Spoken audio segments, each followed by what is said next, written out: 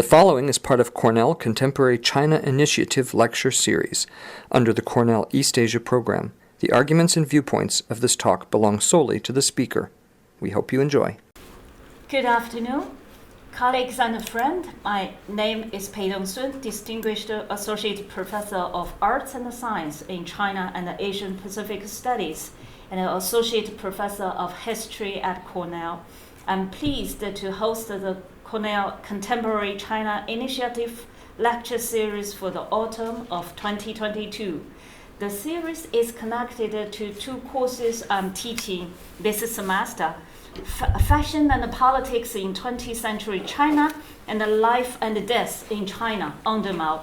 We have been fortunate to have had three distinguished speakers this semester in the last 2 months.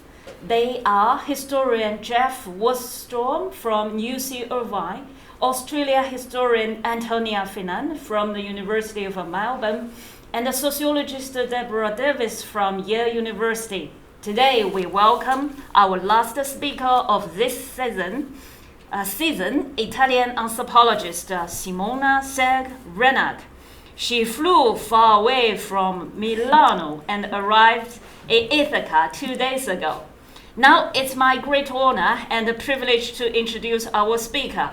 Professor Reinach is an associate professor of fashion studies at the University of Bologna. She's also a fashion curator.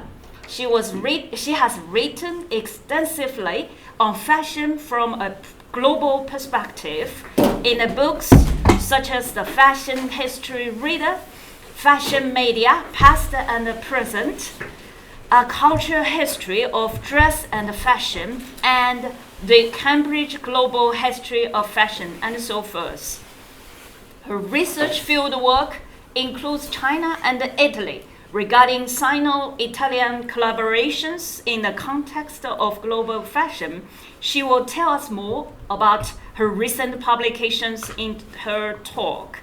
In addition, she is a member of various editorial boards or advisory boards of presses or academic journals such as Bloomsbury Publishing, Fashion Theory, and Critical Studies of Fashion and Beauty. She's also editor-in-chief of Zona Moda Journal.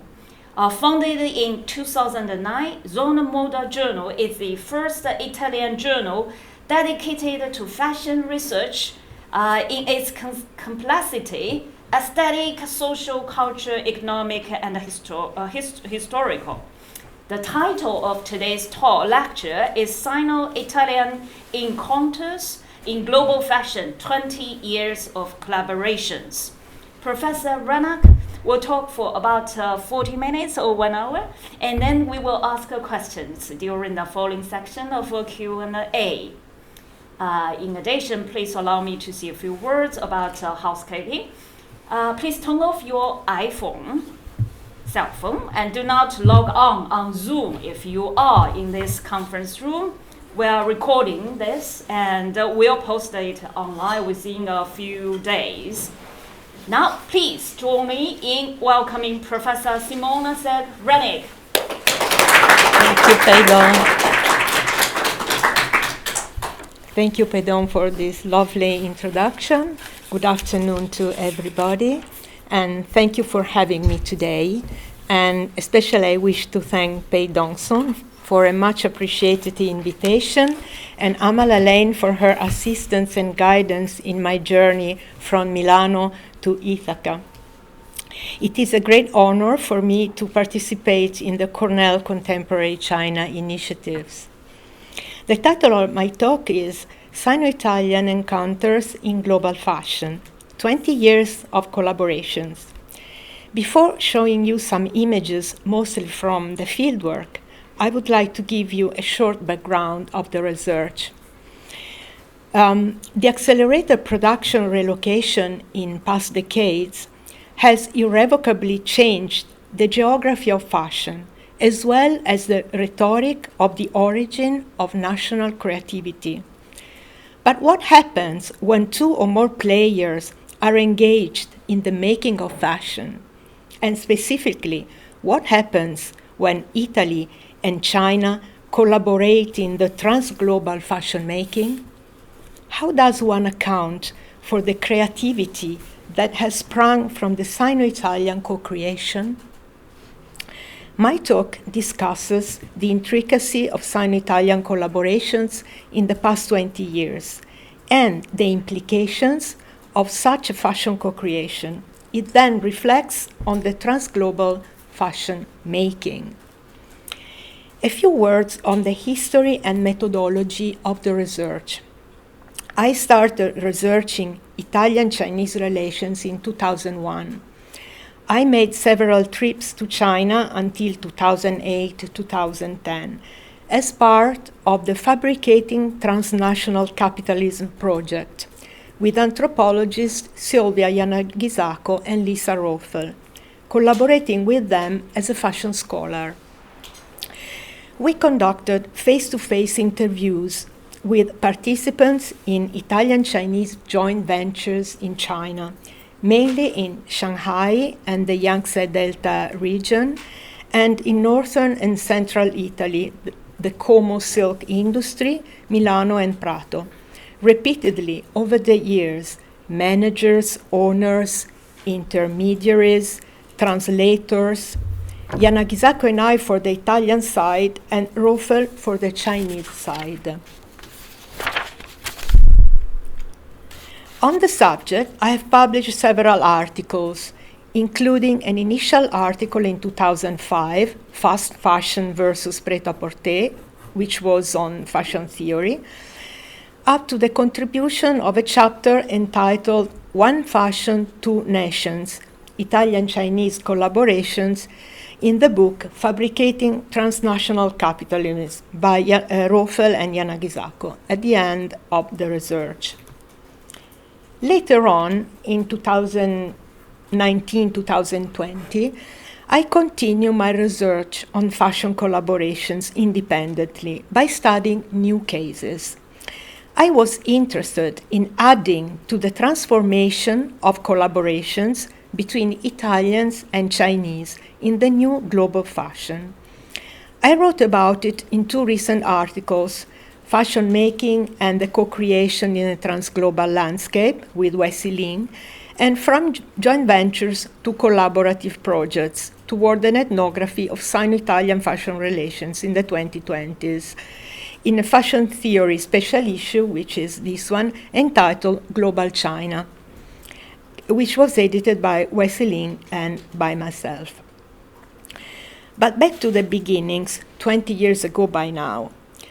In the introduction of the book, Fabricating Transnational Capitalism, Yanagisako and Roffel delve into the theme of ethnographic collaborations, a type of research that they pioneered. The mutual expertise, in fact, allowed us during the fieldwork to scrutinize the same reality from different points of view, that of the Italians and that of the Chinese, who at different levels were engaged in different fashion production projects. Many of the beliefs of the Italian about the Chinese approach to fashion could be ascribed to a fantasized separation between the material and the immaterial sides of fashion, that is, between conception and execution, as in the early 20s, a Eurocentric vision of fashion still prevailed. But even the same research object, the global fashion, is in fact a result of the collaborations, as we shall see, and constant negotiations and conflict between the Chinese and the Italians. We now live in a fashion world that can be defined as polycentric. It is not just about geography, trajectory, though. Much has changed, both in the relations between the parties, in the characteristics of the collaboration, and the type of fashion made. So I will show to you now what I found when I was on the field in the beginning of the 2000s.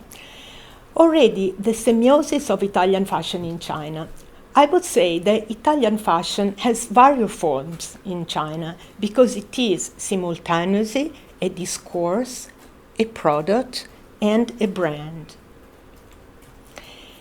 As a discourse, it permeates the design, the manufacturing, and the global sale of Italian clothing, including those produced by collaborations. But as a product, Italian fashion includes a range of different objects. Some are imported or made in China, but most, however, are hybrid products, as we will see. Also, Italian fashion inspires Italian-sounding brands. I'll give you some examples, like Giordano, a brand from Hong Kong, with an Italian-sounding name. Captaino, which should be Capitano, captain, and also want to recall something from Italy, and this is also from Hong Kong. Or Vero Moda, this is a Swedish brand, and in English we say true fashion, and again, it's nothing to do with Italy in this case. It's just a sound. You might expect that this was just 20 years ago, but on my more recent journey for the presentation of the book, I found more or less the same situation. This is Farro-Grano, which should be Ferragamo, the shoe, and L'Amavo, which is it means I used to love her or love him, and is the name of a brand. And again, Senso Unico, which translates into one way. So, in fact, the idea of sounding Italian is still something that is part of the Italian fashion semiosis in China. And also, and this is precisely what I will be talking about, Italian fashion is an implicit component, of course, of the Chinese brands that were made really in Sino-Italian joint ventures for the Chinese market, that were the object of our research. To understand the very complicated intricacy of these relationships, I found interesting to focus on three main points. We can consider these points from a temporal point of view, but you should take into account that the three modalities were all simultaneously present when we did the research. But according to the focus, it changes the relationship and also the conflicts or the non-conflict. So it really was very helpful for me to find this different focus. The first one is on sourcing. Sourcing, it means Italians going to China to find products, to find material, to find manufacturers, something that was less expensive than the made in Italy and should have a certain kind of quality. The second one is making fashion together. This is really the beginning of the period of the joint ventures, which lasted not very much, 10 years, then they are all gone. And this is also starting to put together the material and the immaterial values of fashion, whereas in the sourcing, it was just the materiality. The third one is something that is still going on, of course, is about branding. So it's mainly about the immaterial side of the fashion production. This is a picture, a photograph that I like a lot, and this was taken in a silk factory, and it was really about the sourcing, trying to find a good product, something that could be used by the Italians to make a certain products that the Chinese didn't even know what they were, what the final product would have been. And of course, it involves the sourcing by the Italians, a deep knowledge of the territory, something very difficult to find in the beginning, the end of, say, half of the 90s. Italians went there without knowing anything. And it had a kind of pioneer-type vision of China. And the Chinese, in this case, were considered allied by the Italians, although in a relation of disparity. Why I'm saying disparity? Because the Chinese in that case didn't know really what the product would have been at the end. And to make this more understandable, I think that the best thing is to give you some taste of the interviews I made during this period. I found accommodation in a house, dirt, damp, mosquitoes. My childhood came to my rescue. There were children without shoes, as I had been in Friuli, which was a very poor region in Italy. The Chinese observed me. They observed my body hair, which they don't have. They shared the little they possessed. I fell in love with these people. I fell in love with them. This is what an Italian entrepreneur, very old, told me about this first journey, and you can feel the kind of relationship that it was there. Oh, this is another one. In many respects, the Chinese are like us. They have affections and feelings and wish to be loyal. Knowing the right firm is the most difficult information to obtain. It takes years and years to create a network of firms to work with. This is another one, an Italian manager in Shanghai. And the last sentence is also very interesting. In our turn, we have transmitted to the Chinese a way of thinking, which for them was completely unknown. We taught them everything. So there is a kind of relationship that I have ascribed to this fantasized period of just sourcing. The second one is about making fashion together. And so this is precisely the beginning of the proper Sino-Italian joint ventures. And here, there are other issues that come about.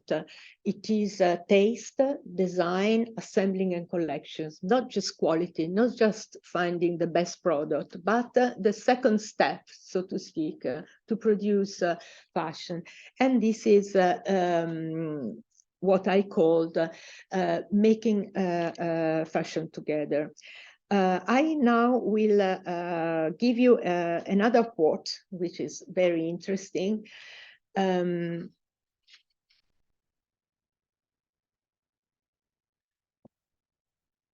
If you Chinese had ability, creativity, and good taste, you would own the world. And this is not just a paradox, because it reveals the correlation between recognized creativity and international relevance. It both states and denies the fact that Chinese could, and in fact had become rivals, also in a matter of taste. So in the beginning, there wasn't a real problem apart the difficulties of finding the people to source. But now problem arise because the party, China, want to acquire recognitions, and this squares up to the Italians' intent of conserving it. A lawyer that we interviewed at the time said that the joint ventures could be best described with this Chinese saying, same bed, different dreams. This was about marriage, but a joint venture, it is a kind of marriage. And you can see the two focus. We surrender our know-how, but in exchange, we got the chance of a very well-functioning factory. On the other hand, the Chinese of the same joint venture said, we are not just producing for them, we have a brand. So here you can see that the conflict might arise, because there is a confliction by the fact that for the Italians, they were just a site of production. They shouldn't really bother about other things, just make a good product. But this was not what the Chinese side of the joint venture saw, because they wanted to have a brand to make fashion. And in this mode, the making fashion together, of course, it started an essentializing of the made in Italy, no? And at this point, it started all the idea that creativity is something you're born with, you can't be taught. Italians have fashion in their DNA and all this kind of thing, the Renaissance, the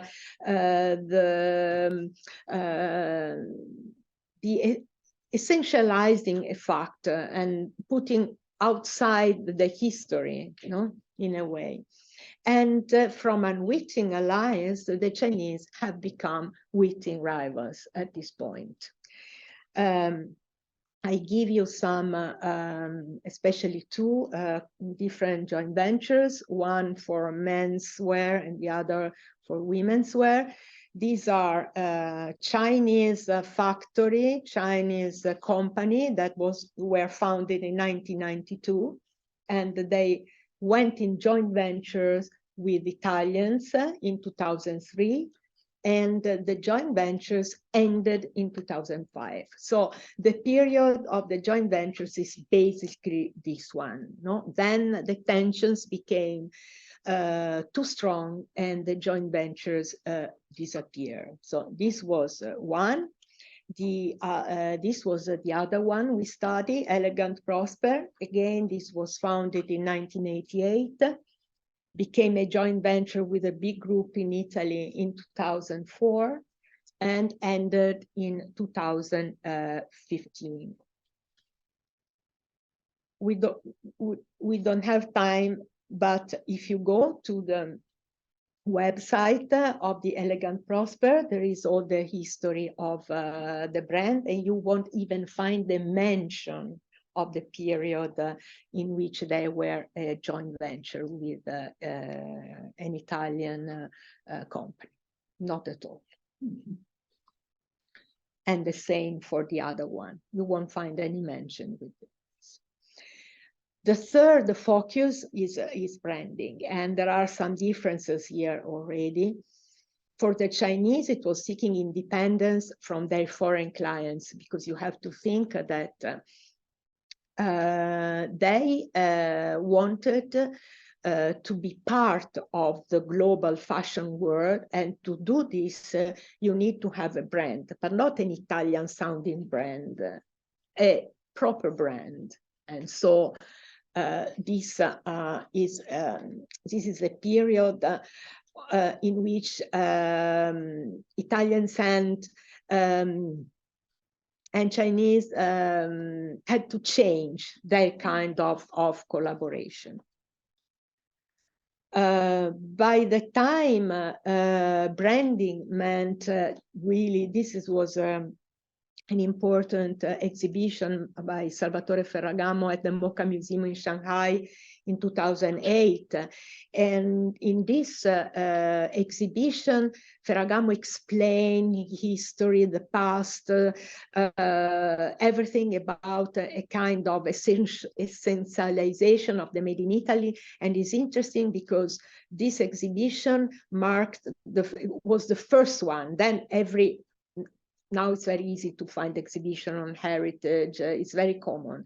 But this was the first one, and they started in China. And then this exhibition went to Milano, to New York, to London, but it was set up in China and for China. So it's really an interesting turning point they had the Ciabattino, the shoemaker, making shoes during the exhibition, and the whole thing about the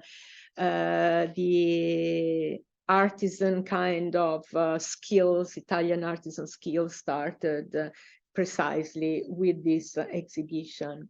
And also fashion had become a social field of desire. This is another exhibition at the Beijing National Museum of China in 2011 by Bulgari, another brand, which is jewels, but related to fashion.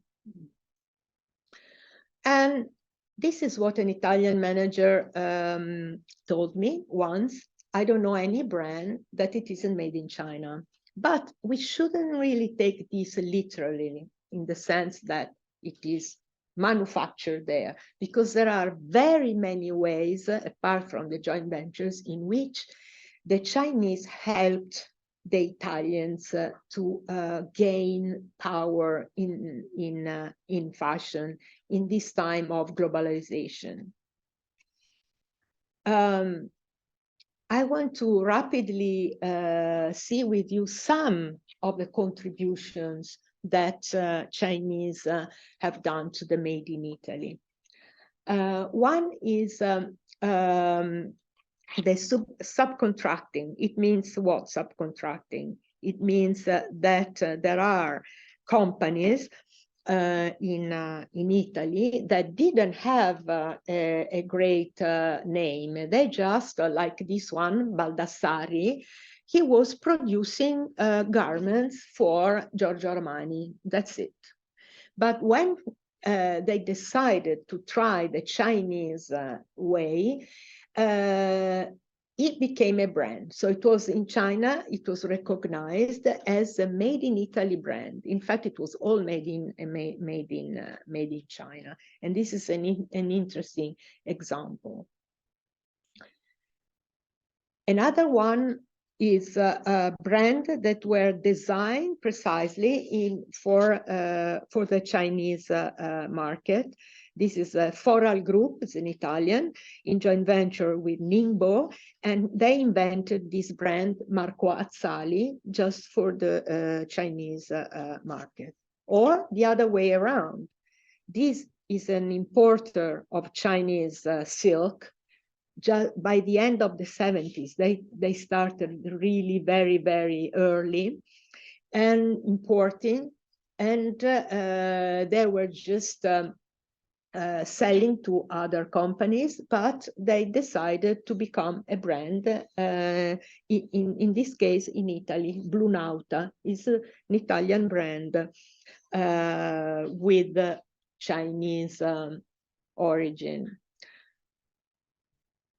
Another interesting point is the negotiation for the positioning of the brands in malls, in the Asian market, because one might think that just selling fashion in China is about going there and putting a brand or no. It is not like this, because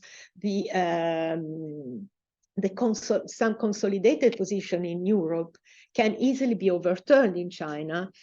And so here, the crucial role of malls, selecting the mall which is the right one for you, the city, the area, the floor, the neighboring brands, because it's a kind of alphabet that should be put together. So a brand cannot stand together to another one if it is not of the same level. So you have to reconstruct the global map in Asia. In order to do so, you need Chinese facilitators and developers, especially this was up to 2010, I would say, was really, really very important. Okay, this is what an Italian manager told me, that it's really important to have the good developer for the mall.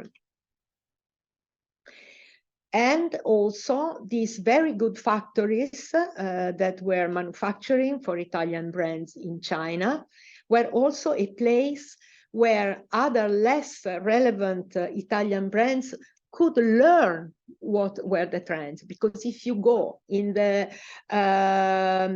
in China, in the factory where, say, Louis Vuitton or Gucci are manufactured, then you learn what are the new trends if you are a small company in Italy. So again, this is an occasion in which Italians could profit from Chinese fashion.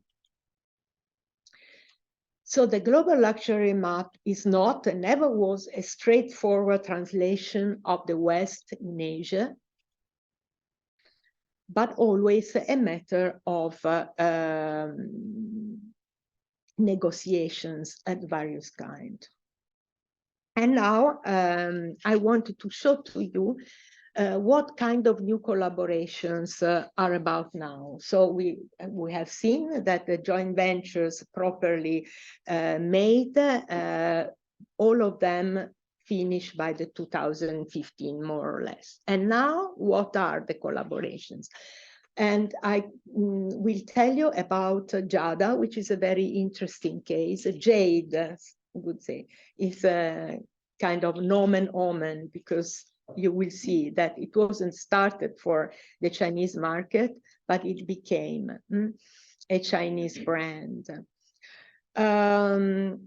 The turn of the century was a period of frantic consulting activities for Italian practitioners, and most of them made their way to China as consultants, as fashion designers, as textile providers. So everybody wanted to try China at this point. There is a woman called Rosanna D'Aolio. She was a seamstress at Max Mara. Max Mara is a big company in Italy.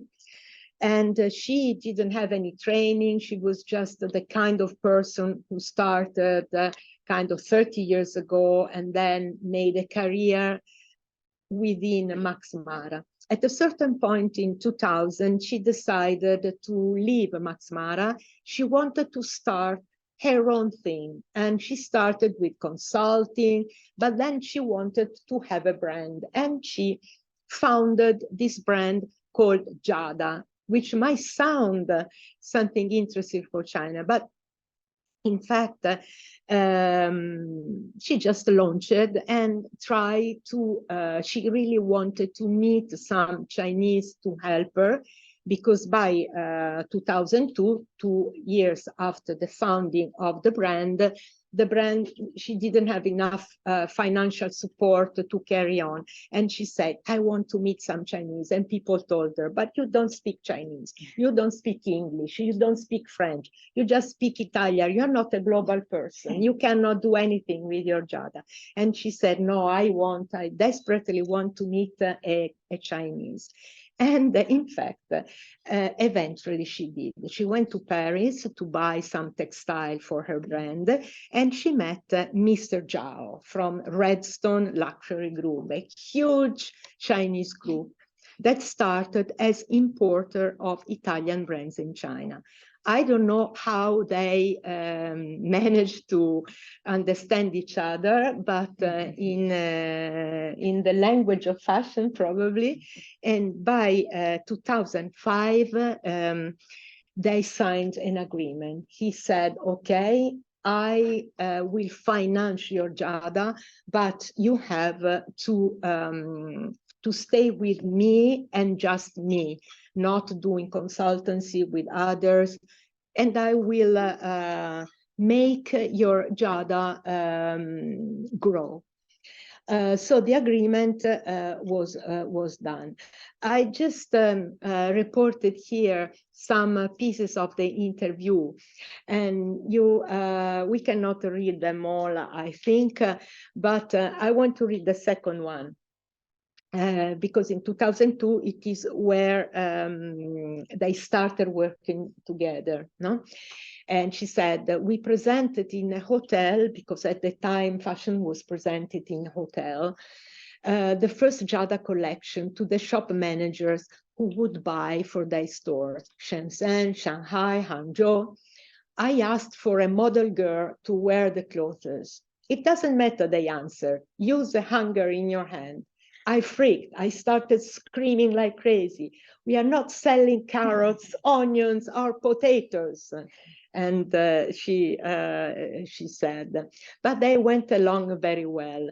And this is not my interview. I found it on the internet, and I think it's interesting. She said, they were thinking in terms of individual garments. I was envisioning a whole collection. So again, you see the translation from, not the translation, the passage from the material to the immaterial.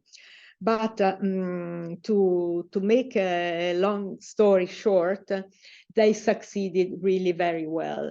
And Mr. Zhao from Redstone was an importer of luxury brands in China, Ferragamo, Saint Laurent, Valentino.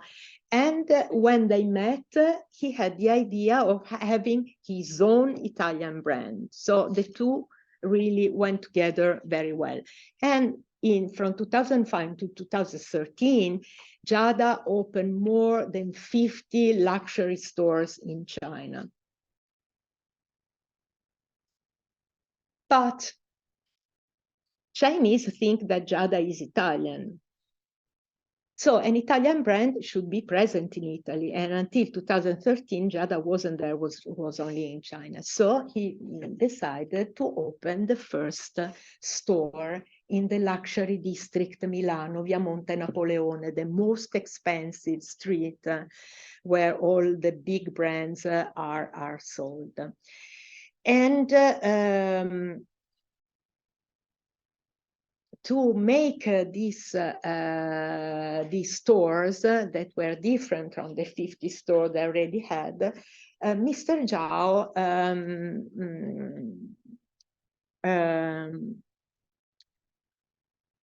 choose an architect, Claudio Silvestrin. I interviewed him in Milano because he was the architect of all the shops of Armani. They just ended up their collaboration, and Mr. Zhao said, okay, now you work for me and just for me. So there is, in a way, it is an Italian brand in the sense that it has the heritage of the Max Mara, where Mrs. D'Aolio learned, and also the stores have this atmosphere. And interesting, in 2018, they opened the same kind of shops in Beijing and Chicago. And always in 2018, they redecorated the store in Milano. And I found it interesting because they called Milano GIADA House Global Flagship Store. Okay, this is a picture, Mrs. D'Aolio, Mario Boselli, who is the president of the Camera Nazionale della Moda Italiana, and also he's in charge of the relationship between Italian and Chinese. Miss Lee and other people all gathered to this opening. Okay, but on the website, I found it very useful to do research on the website. Then they disappear. So it's interesting to take a picture of the website and then confronting, because they change it all the time. So once it was described as a Sino-Italian joint venture, the GIADA. Then it became born in Italy. GIADA is a luxury brand of modernity and elegance. And now GIADA was born in Milano. So again, they are reworking on the origins with the design ethos of minimalism, modernity, and elegance. So this is at this point. We don't have time, but maybe in another occasion we can work on it. But what happened then? In 2015, the Italian designer Gabriele Colangelo was appointed creative director of GIADA by both Mr. Zhao, and Miss D'Aolio, to inject novelty in GIADA collection, because of course Mrs. D'Aolio has my age. She's Colangelo is really a kind of hip designer, and so they now they have everything. And Colangelo used to travel to China 4 times a year to present the new collection to the company. Textile, colors, mood boards were done in Italy, and then it was developed and made all in China, plus other trips for special events, as this show in Chongqing on the 23rd of March in 2019, together with, at the same time, at the catwalk show in Milano, and at the same time in Chongqing. And it was quite an event, he said. I interviewed Mr. Colangelo. He said, one of the most incredible experiences in my life, ironically adding that he finally understood how a rock star might feel on stage. And why I'm telling you this, because the cosmopolitanism is coming here, because Colangelo's career was popular, but was just popular. So his career can be divided in before GIADA and after GIADA, because now, since 2021, his own brand, because he also has a brand, he designed for GIADA, but he has his own brand, has been produced in joint venture by Redstone and distributed at large in China. Needless to say, this is something that would never happen without the Chinese financial support. So you see the kind of changing of the relationship.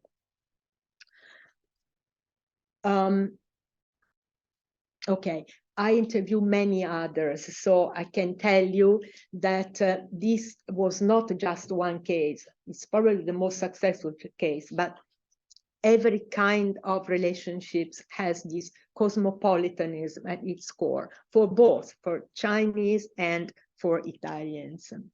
And also, in the case of failures, maybe it looks like a failure in Europe, but in China, it is not a failure, because there are brands that have been bought by the Chinese and have a good reputation in China, like Krizia, Curiel, or V-Grass Studio. They're all other, like I can show to you some of the people I interview about these brands. And interesting, for me, this is very interesting. I would like to do more research on this topic. There is a new class of fashion practitioners now, international fashion practitioners, whose global experience is already mediated by an experience in China. So in the long run, this is going to further reshape Western designers' recruitment and careers. So it is not merely hybrided between China and the West, but it entails a power dynamic between China and the rest of the world, where constant negotiation is expected, and the culture and political context are at the core of the making of fashion.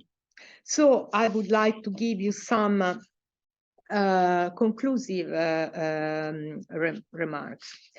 So emblematic is the difference between the first joint ventures that I study, for example, the Charmoun that I showed to you between Zegna and the Chen brothers, and the Elegant Prosper between the Miroglio and the Zhang spouses, now defunct as expressions of last century, and the new ones, which are still called joint ventures, but they are Sino-Italian collaborations of a new type, as in the case of GIADA. In the beginning, the collaborations focus on the dichotomy between the material and the immaterial aspects of which fashion is composed. That is the creativity of the Italians and the executions by the Chinese. Today, the question seems to revolve around the quality and quantity of cosmopolitanism that a brand and designer manages to express. So to the 3 turning points I just described, the sourcing, the making fashion together, the branding, perhaps we can add producing cosmopolitanism through fashion. A remark, we started with sourcing, Italians who went to China to find cheaper products to make made in Italy, and to sourcing in a certain way we return, because now it's Chinese companies that come to Italy to find the most suitable designers to make a Chinese made in Italy. Are they allied as in the beginning? I don't know. For sure, going global is a present-day aim of both parties. To sum up, the making of fashion cannot merely refer to garment production and manufacturing. It is the prerequisite for a nation to participate on the global stage actively. For a country or a city, expressing a recognizable aesthetic has become an important corollary for the communication of political and economic strength. But being recognized as an author country is part of a process in which the negotiation of national hierarchies and roles are constantly at play. So scrutinizing global fashion necessitates going beyond the assumption that fashion has a stable core and focusing instead on the dynamics of fashion that are key to its transformation. But the question is, can we still discuss national borders when discussing fashion? In what shared imagination do collaborations develop?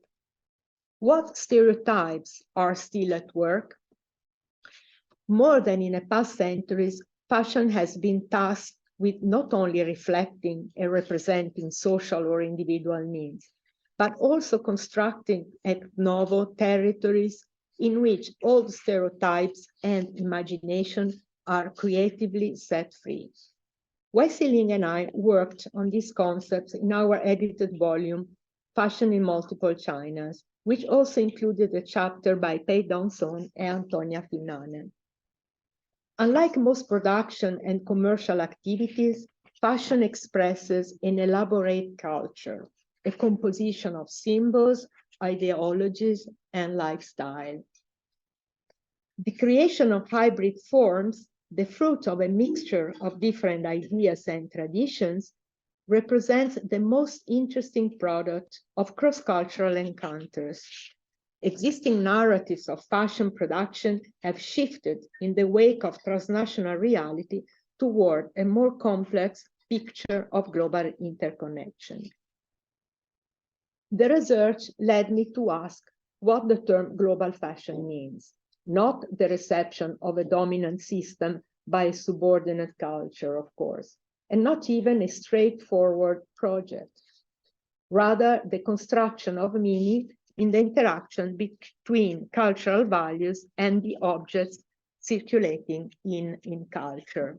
So probably global fashion can be considered a process more than a definition and a methodology to understand global flows.